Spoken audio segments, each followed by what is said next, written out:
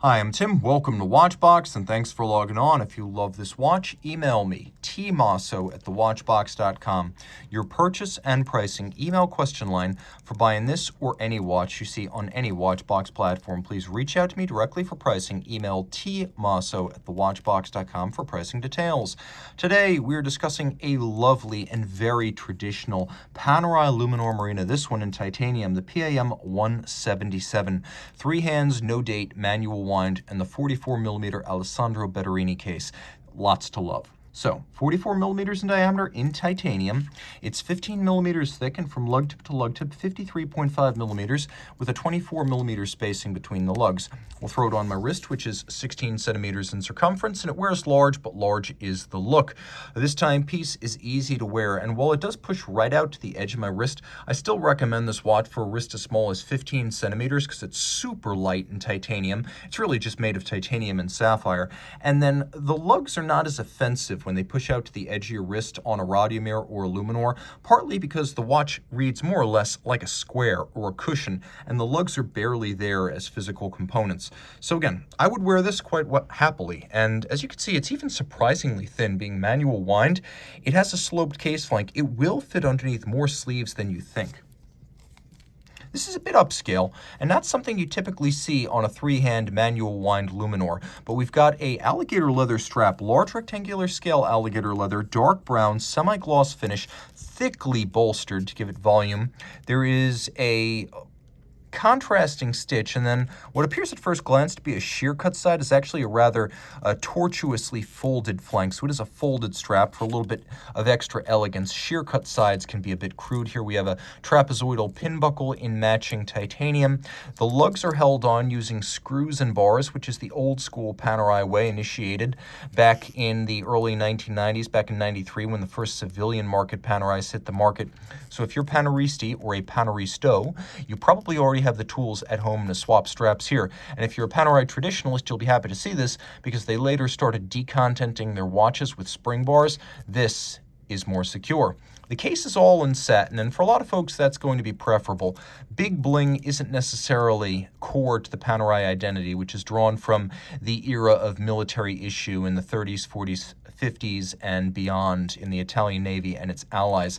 So a little bit of a low-profile anti-glare finish works here. Now, this is the so-called Betterini case, as I mentioned. If you're wondering what else is there, well, there is the 1950 case, which is closer to the traditional 6152 combat watch, and debuted in 2002 for the modern era on the PAM127 1950. This case is a Panerai purist's design, not because it's more true to history, but because it was the first in civilian hands. And a lot of folks who came of age in the 90s and early 2000s fell in love with this case shape, not the 1950. The device protecting the crown, though, that is also true to history, and regardless of whether you're looking at a Betterini case or 1950 case Luminor, this is what defines it. I can cover the whole watch and you still know the make and the model family. Crescent shaped to protect the crown from direct impact. It has a locking lever, which since 2007 has included a little bearing inside called the runner to make the action smoother. Now, I have the ability to wind the watch. I have the ability to set the watch. Notice, I didn't have to screw the crown out. I didn't have to fumble with it. This is a lot easier to operate if your hands are wet, sweaty, or gloved. It's also hard to leave your crown unlocked when you jump in the water because that's tough to miss. And again, it offers more protection than a conventional shouldered crown guard.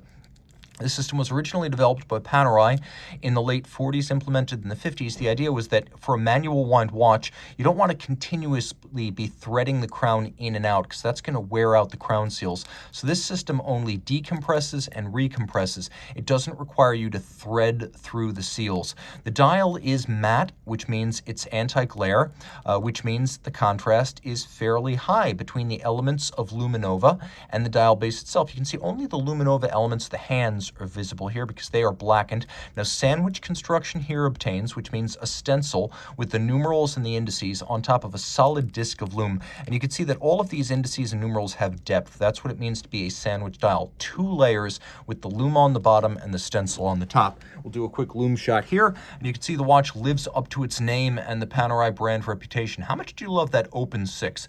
Luminor and luminous all at the same time. Flipping it over, you can see that it has a traditional traditional pocket watch-derived manual wind movement. This is how it would have been done back in the 30s, 40s, and 50s, initially with the Rolex Codebert 618 calibers, and then later on in the 50s and beyond with the Angelus SF240. All of those were pocket watch calibers, so they were big, so they filled the case. That wasn't an intent at the time, it's just what they had. Today, it's nice to have a 6497-2 doing business here as the Panerai caliber OP11, because the 6497 movement was originally designed for pocket watches and desk clocks. So it's a traditional center wheel manual wind movement that has a 56-hour power reserve, a beat rate of 6 beats per second, and a COSC chronometer certification. So there's a lot to love here. It is finished far better than a standard 6497 straight out of ETA. So appreciate things like these stripes, the blued and black polished screws, the solarization of the crown and ratchet wheel. Note that the edges of these wheels actually have polished teeth.